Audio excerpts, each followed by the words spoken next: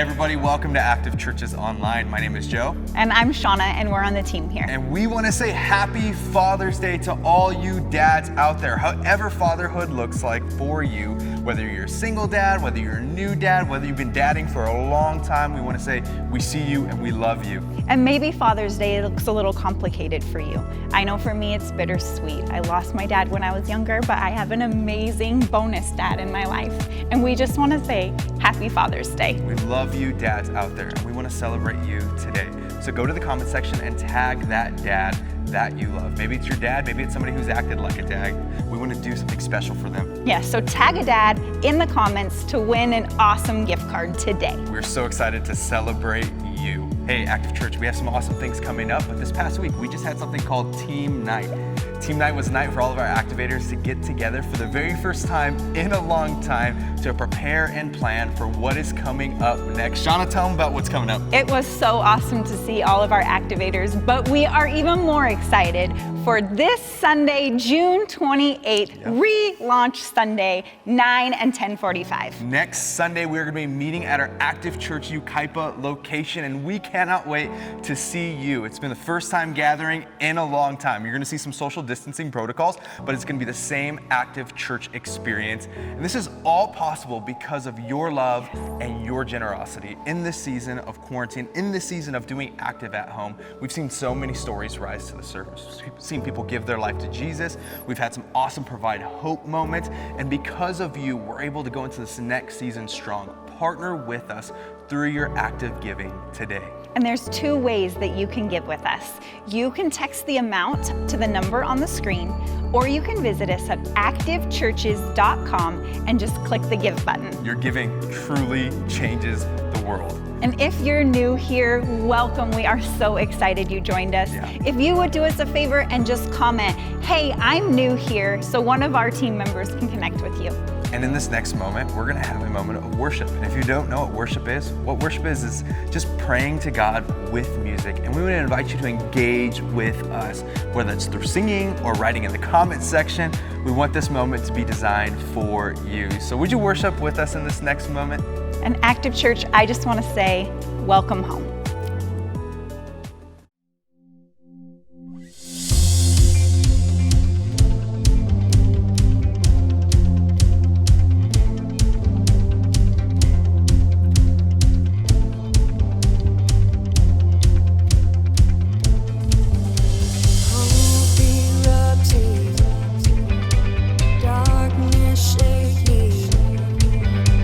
Faith is rising.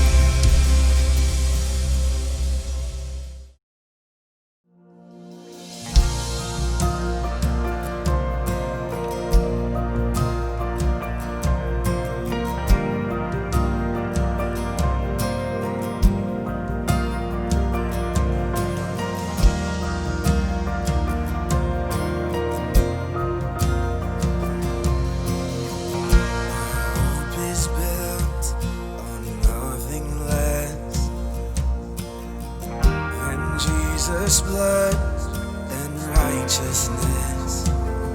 I dare not trust the sweetest frame, but wholly trust in Jesus' name.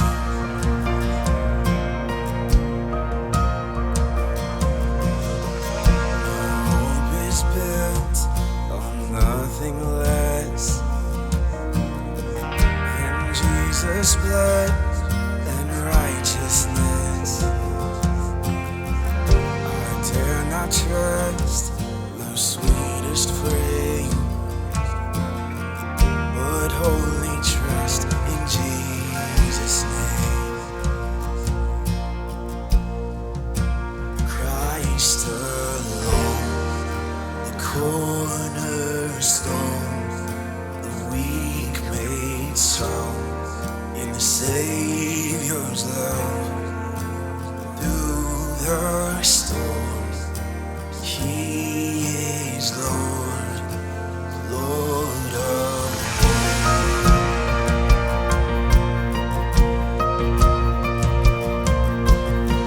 when darkness seems to hide His face,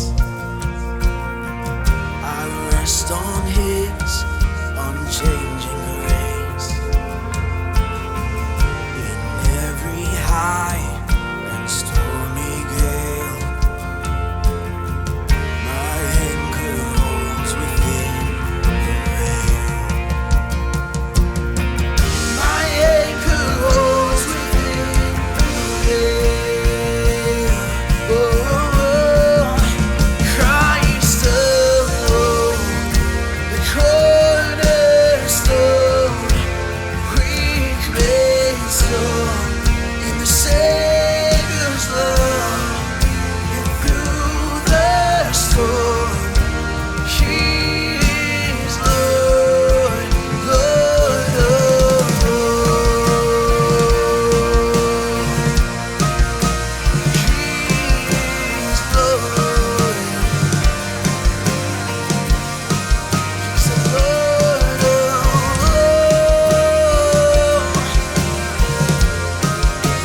Christ alone, the cornerstone,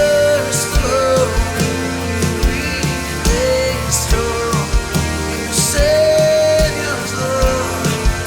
And through the storm, He is Lord, Lord of all. Christ alone, the cornerstone, the weak made strong in the Savior's love. And through the storm, He is Lord, Lord of all.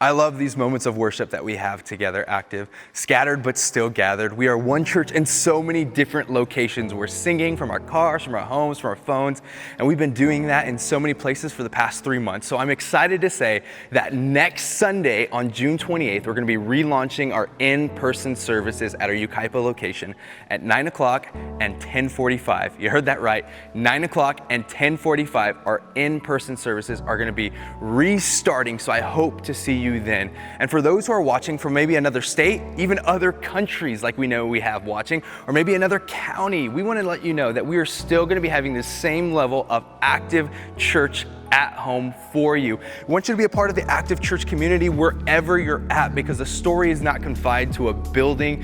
The story is about what God is doing in our body. The story is about what God is doing in our church community, scattered and gathered. So we're excited to have you be a part of Active wherever you are at. finally, tomorrow we are having our pickup parade for Kids Blitz. Kids Blitz is a 3-day event designed for you and your littles to engage with God and engage with their friends and engage with the story that God is writing in your home in a unique and fun way. And we're gonna be sending Kids Blitz home with you this year, and we're gonna be starting it off with a big pickup parade. At the pickup parade, we're gonna be having a balloon guy come, we're gonna be having some cotton candy, we're gonna be having a DJ. Come hang out with us from 4 o'clock to 6 o'clock. Drive through, pick up your Kids Blitz Box, and get ready for a 3-day fun adventure for you and your family. You don't want to miss this. Your littles don't want to miss this. It's going to be such an incredible event. And we're able to have Kids Blitz and relaunch big because of your generosity. So thank you, Active, for being so generous. Thank you, Active, for loving so well. Thank you, Active, for creating fun, safe, and engaging environments for your students in all seasons. So hey, do me a favor, pull out your phone right now, and would you consider this with me? Would you consider being a part of partnering with us as we tell a better story? We can tell a better story in our homes, we can tell a better story in quarantine, we can tell a better story as we relaunch, we can tell a better story with students that we haven't met yet and people we haven't met yet through our active giving. Our generosity changes the world, changes the past, and it also changes the future. It changes stories, and your active giving can change people's lives. There's 2 ways for you to partner with us here at Active Church, and the first way is online at activechurches.com, and the second way is for you to text the number that is on the screen. And you can text the amount there, and it's gonna ask a couple questions. It's gonna set you up to give from here on out. Active Church, thank you for your giving, for how you've given so faithfully, how you've been so generous, and how you've given as an act of worship. Keep worshiping with us through your act of giving. Right now, we're gonna head into our final week of our Full House series, and I'm so excited for the message that Pastor Mike is going to bring today. Before we dive into that message, will you join me in a word of prayer? Father, we are excited for the story you are writing in our community. We're ready for the relaunch, God, but we're also ready for the stories that you're gonna be writing in our lives daily. God, may you be with us in all things, and may you prepare our heart for the story that you have for us. We lift this up in your Son's holy name, and all God's people said, amen.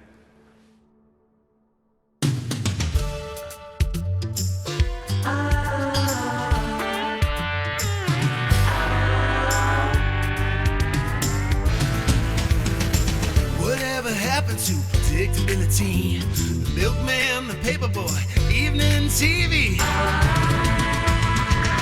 Everywhere you look, everywhere there's a heart, a hand to hold on to. Everywhere you look, everywhere there's a face of somebody who needs you. Everywhere you look, when you're lost down there, when you're all alone, the light is waiting to carry you home. Everywhere you look.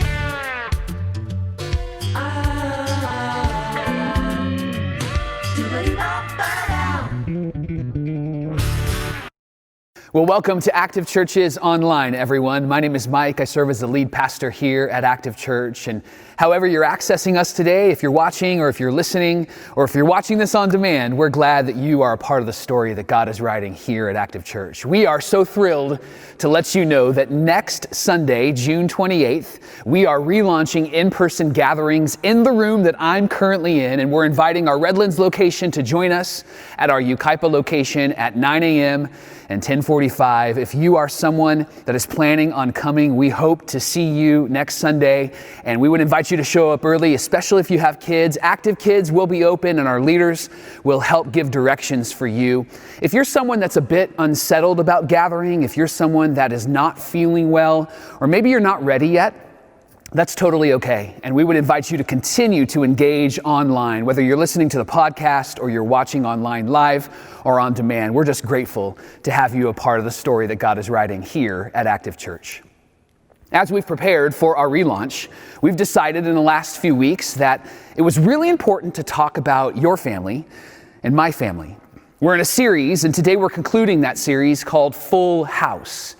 And we really believe that the change that we long for in the world, that change begins in your world. The change that we long for in the homes around the world begins in your home and in my home. And that's what this conversation is really all about. So 3 weeks ago, we launched this series, Full House. And we wrestled through a tension. The tension was this, that Jesus has invited us to live in an ideal while we still live in the real. That there's an ideal that we're pursuing in life and in our families. But a lot of us are living a real life with our real family. And often what we'll try to do is we'll try to adjust the ideal so that we're comfortable in the real. But Jesus doesn't do that. Jesus came and invited us to live the best possible story through his death and his resurrection and our trust in him. And yet, even as he invites us to do that, he doesn't condemn us in our real life. And what you and I discovered in week 1 is that even if we would try to adjust the ideal so that we're comfortable in our personal, real life, we wouldn't do it for those that we love.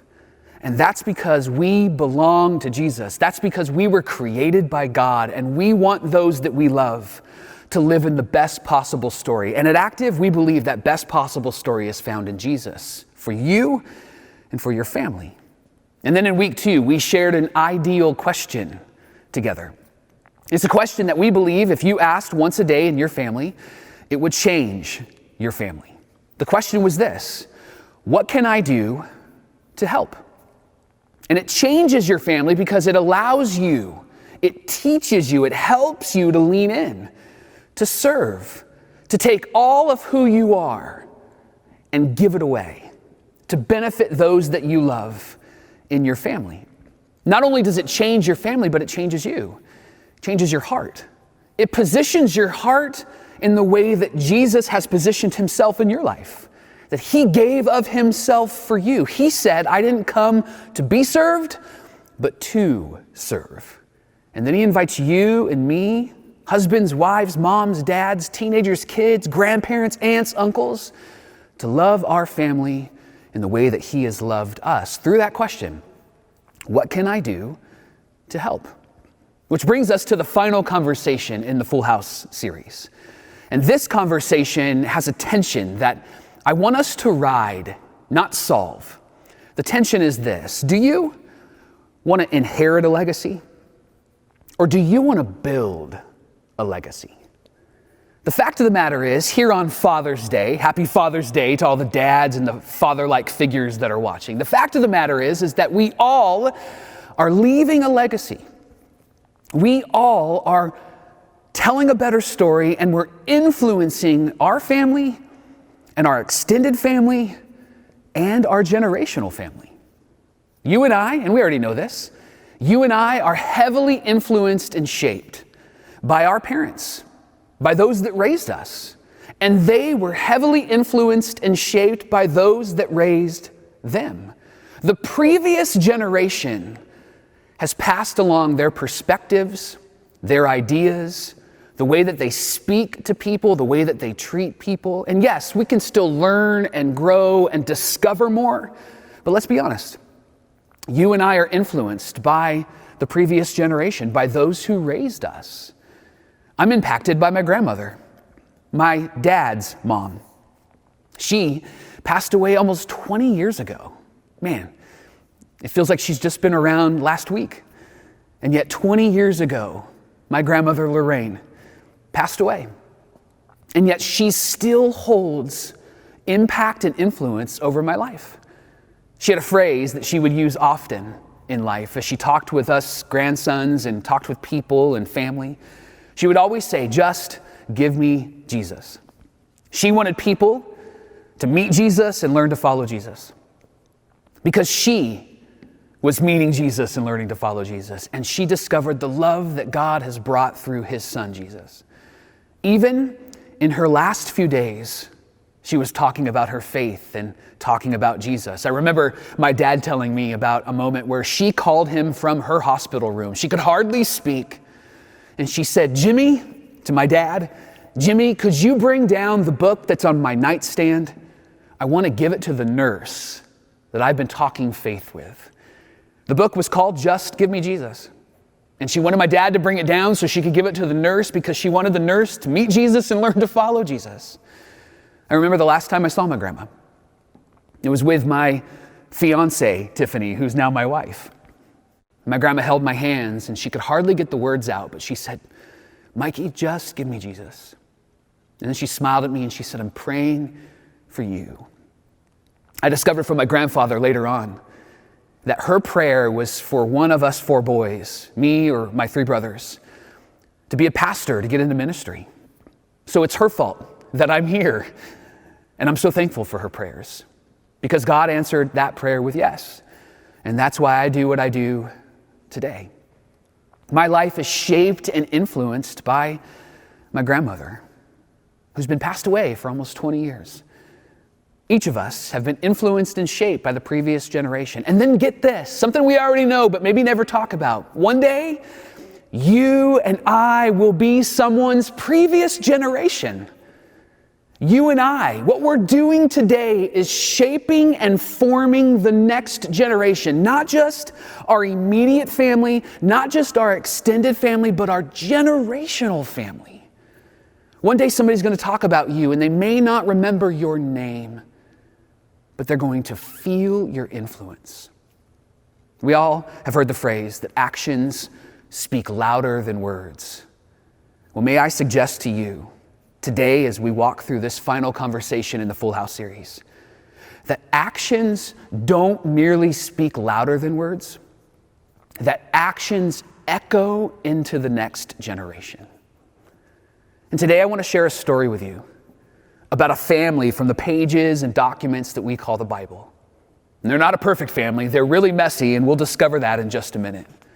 But I want to share a story with you of a pretty remarkable family. This story spans over 60 years, and this story is powerful. And what we'll learn is what we've just talked about, how actions echo into the next generation.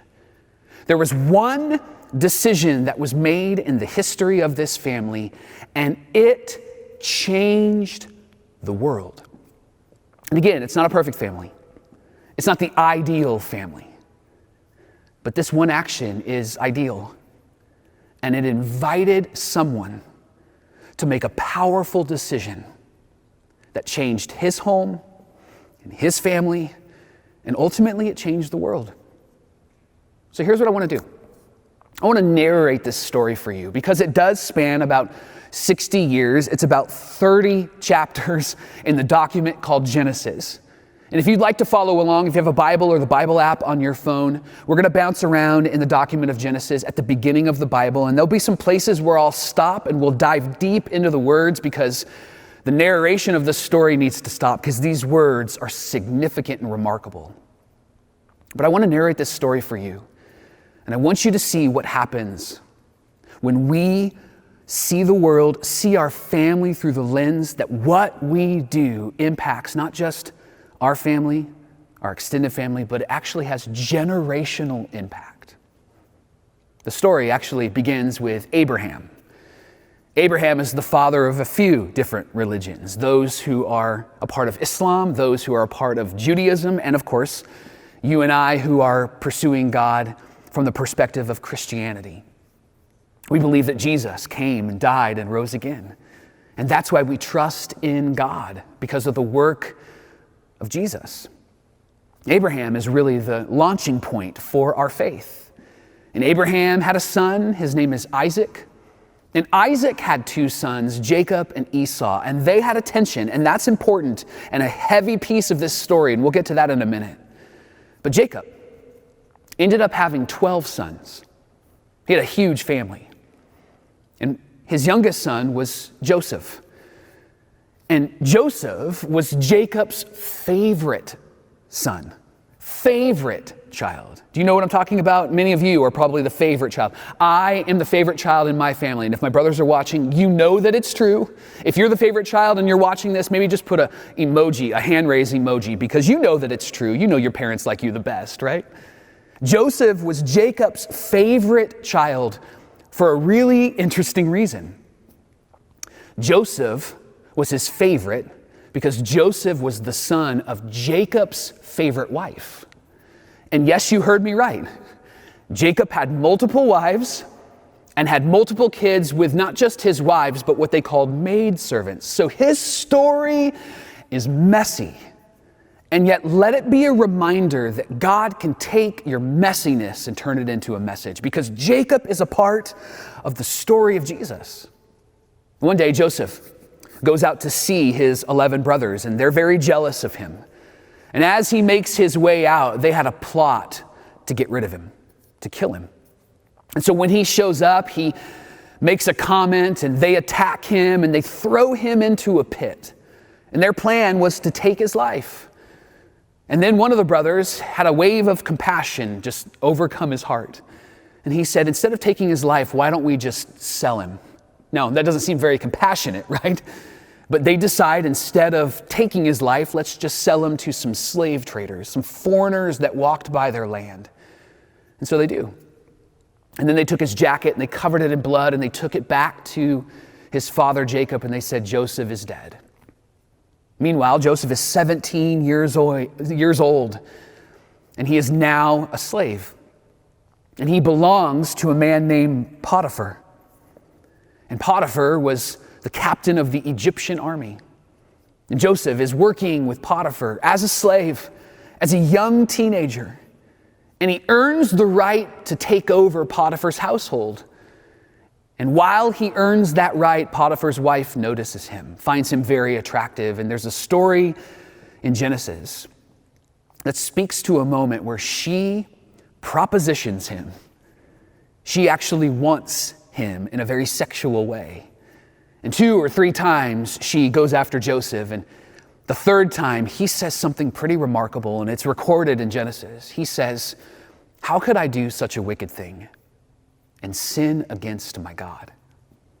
And then he runs from her. And as he runs, she grabs his jacket. It comes off. And then she uses the jacket as evidence that he tried to attack her.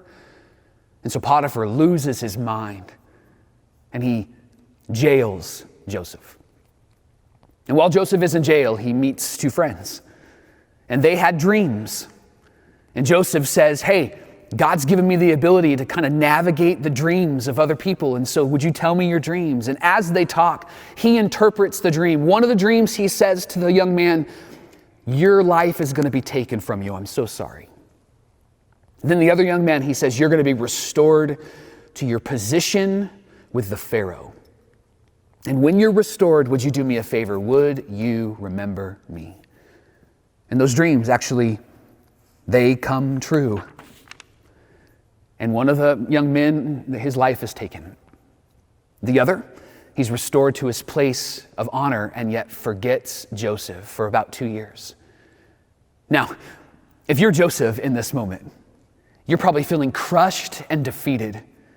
Not only have your brothers betrayed you, not only are you a slave, not only has your reputation been trashed, here you are in prison and you help someone get out of prison. You help them to know that there is still hope to be had, and then they forget you. It would feel like a moment where you would say, forget all of this and forget you, God. And yet all throughout the life of Joseph, this statement is recorded in the document of Genesis. And one of the statements is found in Genesis chapter 39, starting in verse 21. And it reads this way.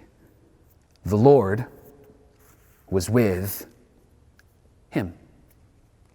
To which maybe you and I would push back and go, wait a second, God was with him?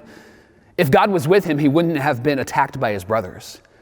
And if God was with him, he wouldn't have been sold into slavery. And if God was with him, he wouldn't have been falsely accused. And if God was with him, he wouldn't have been forgotten. If God was with him, he wouldn't have had to build a good relationship with a prison warden. And yet Joseph held the conviction in his heart that God was with him. Which brings up a really interesting question. Where did he learn that? We'll discover that in just a minute. There's this moment 2 years later after Joseph has this interaction with this young man who was restored to his position. There's a moment where the Pharaoh has a dream. And in that moment, this young man who's serving the Pharaoh says, oh yeah, Joseph. And he says, this guy told me about what my dream meant, and so maybe he can help you. So they bring Joseph to the Pharaoh. They clean him up. They shave him. They shower him. And he comes before the Pharaoh, and the Pharaoh says, can you interpret my dream? And Joseph says, nope. To which, again, you and I would probably go, what are you doing, Joseph? This is your chance. Like, maybe even lie. And yet Joseph says, I can't. But you know who can? God. Because Joseph wanted the Pharaoh to know that God is the one that we are held accountable to. that God is the one that's doing work, and that better stories are found in a relationship with the God of the universe. So the Pharaoh tells him his dream. Joseph begins to pray and seek God's wisdom, and then he comes back to the Pharaoh. Fascinating story. He comes back to the Pharaoh and he says, here's what your dream means. He says, Your Highness, for 7 years we're going to have a harvest that we won't even be able to contain.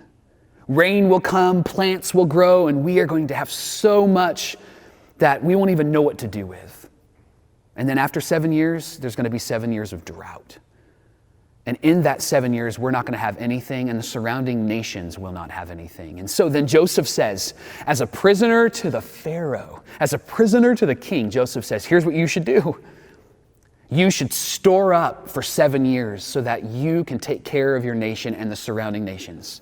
So that in the next 7 years, we can serve them and actually make some money. And then he says, and you should put somebody in charge of it that's wise, that's courageous, and has great character. Like, how bold is he? And the Pharaoh says, you're right. And he puts Joseph in charge of all of this. And if you're interested, that whole conversation is in Genesis chapter 41.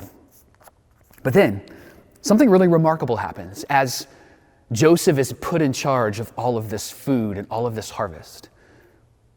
Joseph begins to save and store away and lead well, and then, like clockwork, at the end of 7 years, the rains stopped and the drought came.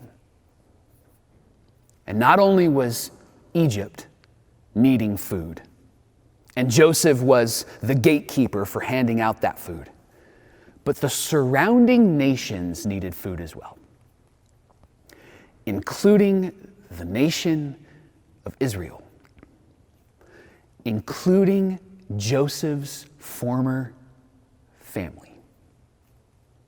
And Jacob, his father, thinking Joseph is dead, sends his brothers to Egypt to go talk to the one that's in charge of all the food. And the story is found in Genesis 42, starting in verse 5. And we read this. So Israel's sons, that's Jacob. God changed his name to Israel. That's where the nation of Israel gets their name. So Israel's sons were among those who went to buy grain for the famine that was in the land of Canaan also. Now Joseph was the governor of the land, the one who sold the grain to all the people. So when Joseph's brothers arrive, they bowed down to him with their faces to the ground. And then verse 7, don't miss this. As Joseph saw his brothers, he recognized them. It had been 39 years. He was 39 years old. 39 years since his birth. 22 years since he saw his father and his brothers.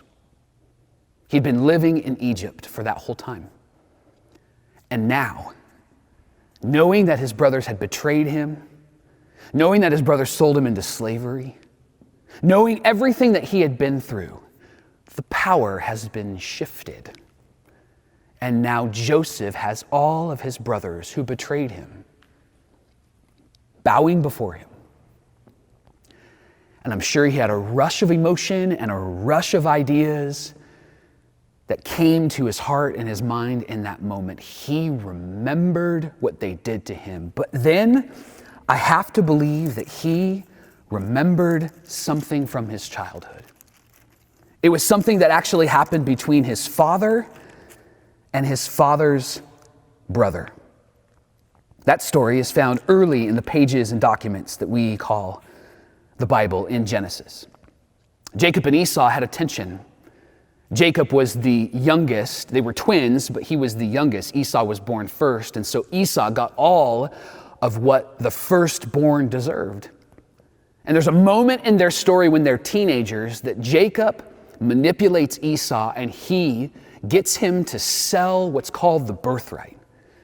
It was your right as the firstborn to the inheritance, to be the judge and leader of the family. It was your right to be one who was in authority. He sells it for a bowl of soup. And then later on, Jacob, as his father Isaac is passing away, in Jewish culture, the father gives a blessing by laying his hands upon you. And Jacob manipulates that moment and receives his father's blessing because Isaac was going blind and didn't know who was in the room with him. It's a fascinating story. This is why you should read the Bible. But he gets the blessing from his father. So not only does he have the birthright, but he now has the blessing. And Esau is fired up. Esau's angry. And the writer of Genesis, in Genesis 27, verse 41, tells us this, that Esau held a grudge against Jacob because of the blessing his father had given him. And he said to himself, the days of mourning for my father are near, which means that he's about to pass away. And when he does, then I will kill my brother. To which Jacob knew this, and he decided to flee because he knew that his life was on the line. He knew that he would be in a whole lot of trouble. And so he fled. For over 20 years, he was away from his family. And along the way, his family grew. He became very rich. He had many, many sons, multiple wives, as we've learned. And one of his sons was Joseph.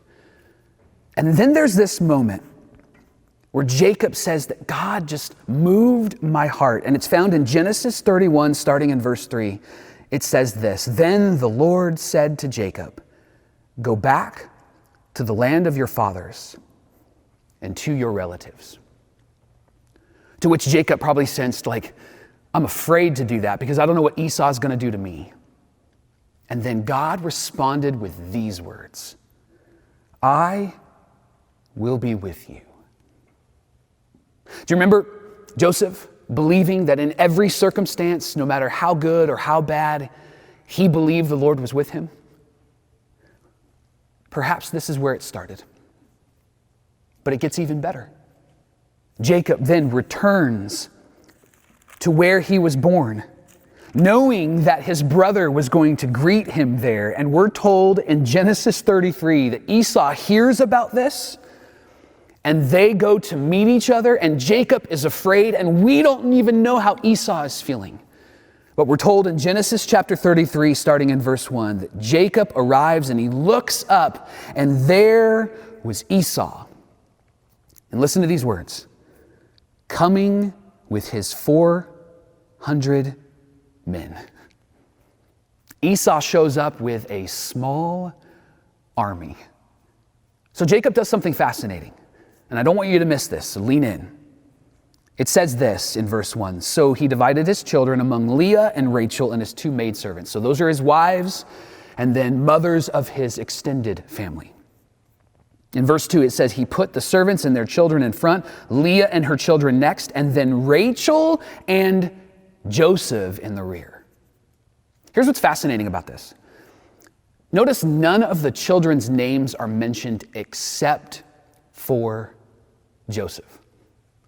The writer wants us to pay attention to that because he wants us to understand that this moment that's about to come is going to be significant in the next.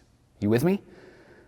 And then we're told in verse 3 that Jacob himself went on ahead and he bowed down to the ground 7 times as he approached his brother.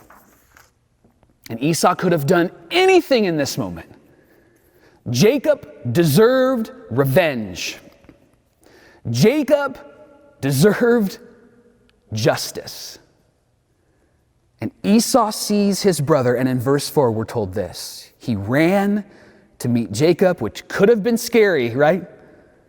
And embraced him and threw his arms around his neck and kissed him. And they wept.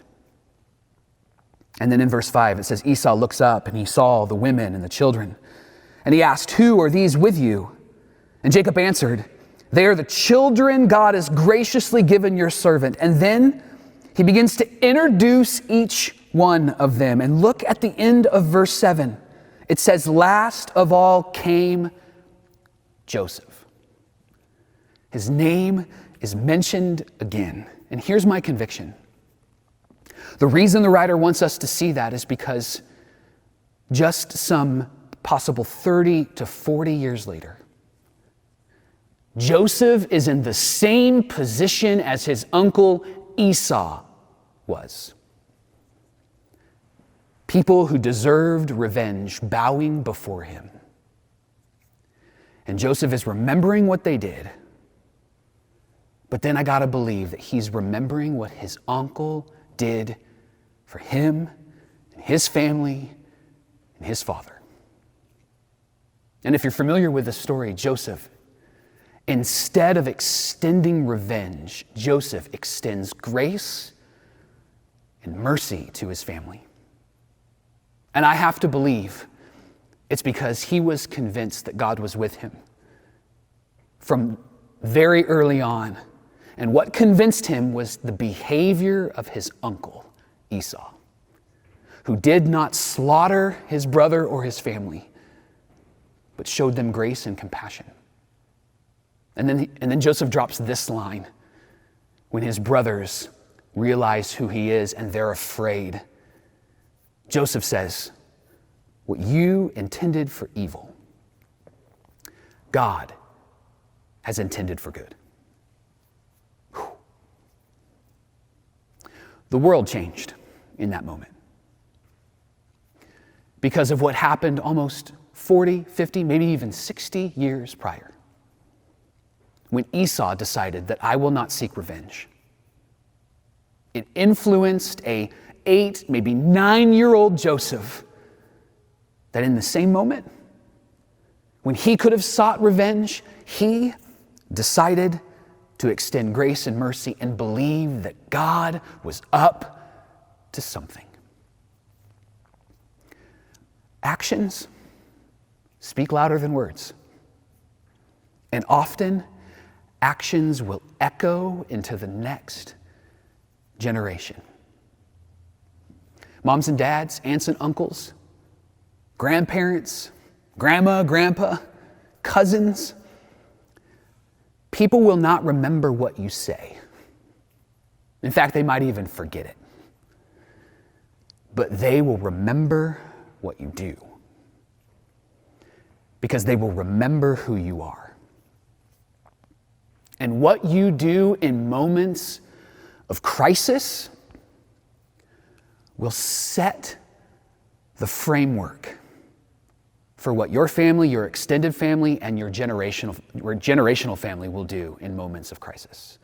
What you do in moments of pain, what you do in moments where you could seek revenge, what you do in moments where you have to shift your perspective, what you do in moments when you could have chosen hate, but you decide to choose love, will set the framework for what your family, your extended family, and your generational family will do. Your words, they matter, but your actions, they matter more. What if what you do is what your family and your extended family and your generational family will take their cues from?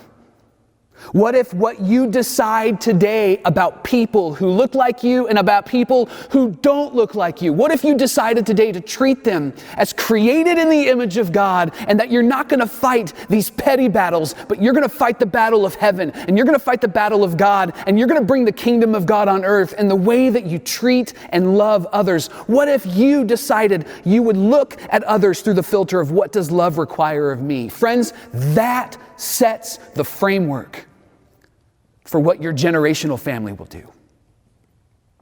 This is why we believe that change in the world starts in your world. Change in homes around the world starts in your home, because there may be a day where they will not remember your name or what you said, but they'll remember who you are and what you did.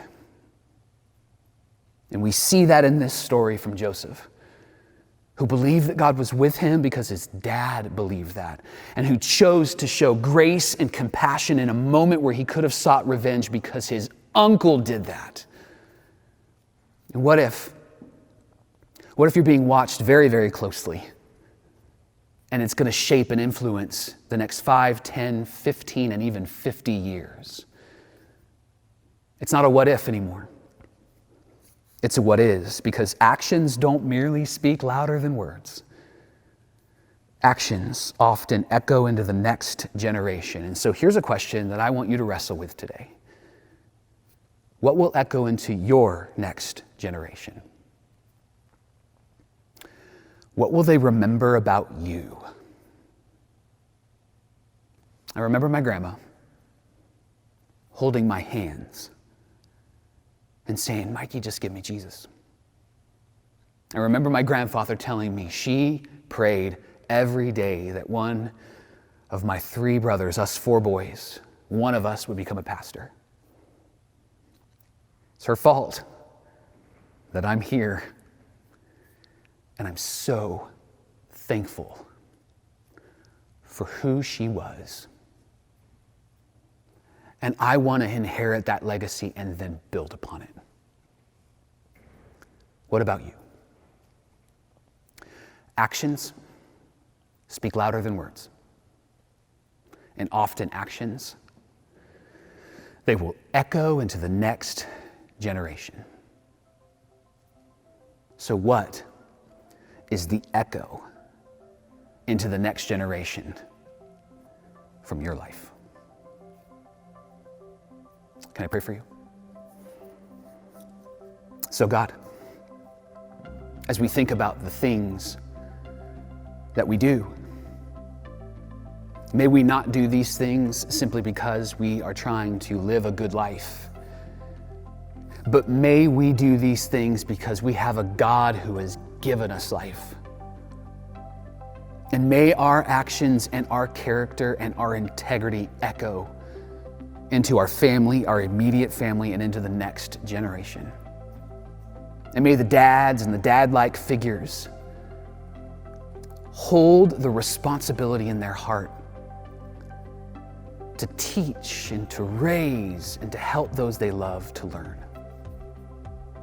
And may we as a group of people be able to tell a better story because of what you're doing in us and through us, so that in 50 years and in 100 years, the moments that we decide to trust in you in crisis and in pain and in relationship would echo into the next generation, and they would choose to do the same. And it's all because of Jesus, and it's in his name that we pray. Come on, everybody. And we say amen and amen and amen.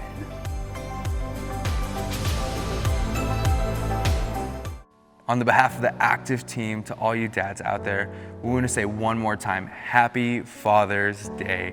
And if you have a dad or a dad figure that you love and you want to celebrate, go over to the comments and tag them. We're going to be giving one lucky dad an awesome gift card to somewhere great for you and your family. And tomorrow is our Kids Blitz Pickup Parade. Don't forget to pick up your Blitz boxes from 4 to 6 for Kids Blitz at home. I cannot wait for Kids Blitz at home. Make sure you're here tomorrow to pick up that Blitz box. And lastly, next Sunday, we're going to be in the room together here at our Yucaipa location. June 28th, we're going to relaunch big, and I want to see you here 9 o'clock, 10:45 at our Yucaipa location. And for those who are watching at home, I want to invite you to join us in the room, maybe for the very first time next Sunday.